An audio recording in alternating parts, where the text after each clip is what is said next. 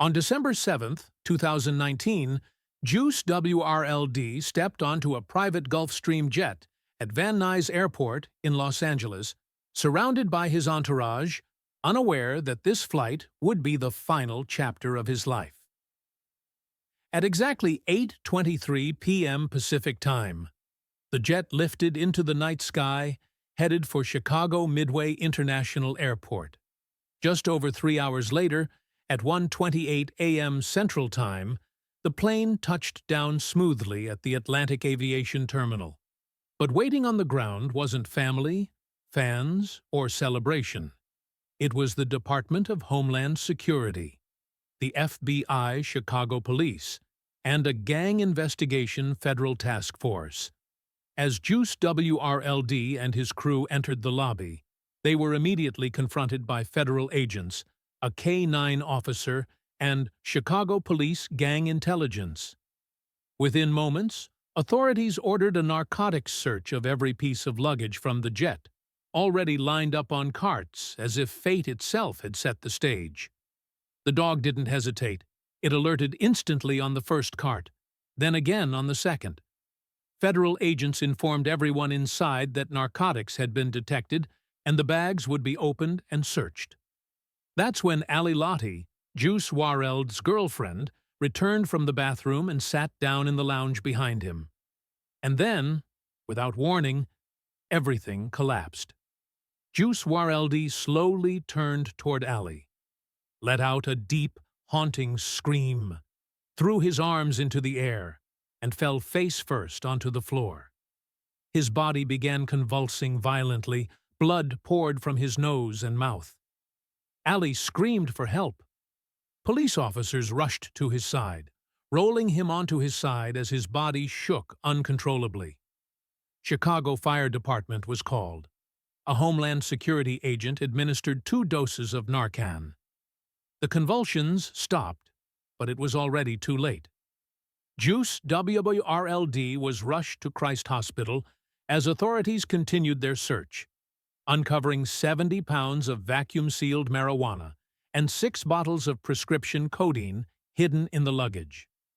2 members of his entourage were arrested that night.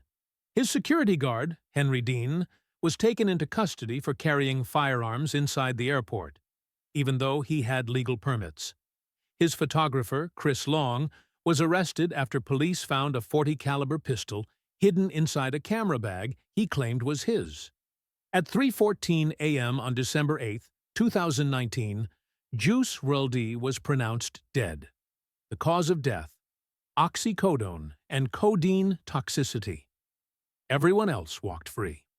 And somehow, no one claimed the 70 pounds of drugs, no names, no personal items, no ownership, which begs the question, why was it there at all? Juice WRLD was a global superstar, rich, famous, worth tens of millions. So why was he placed in this position? And why was the Gang Investigation Federal Task Force waiting specifically for him?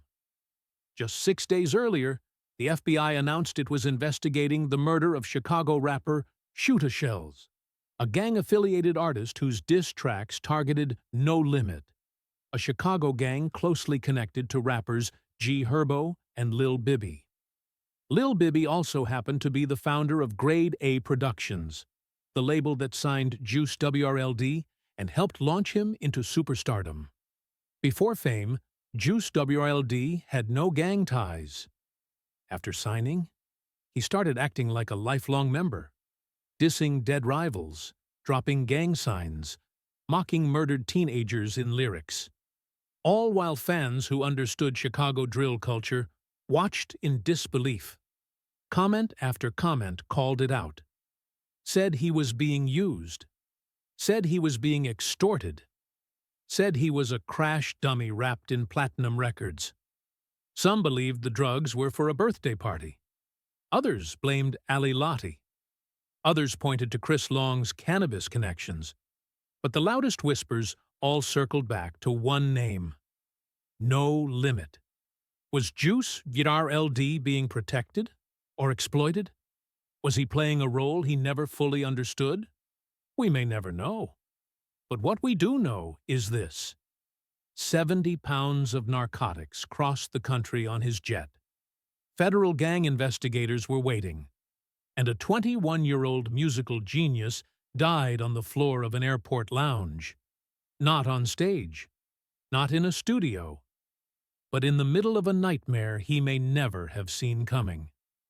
And that question still hangs in the air.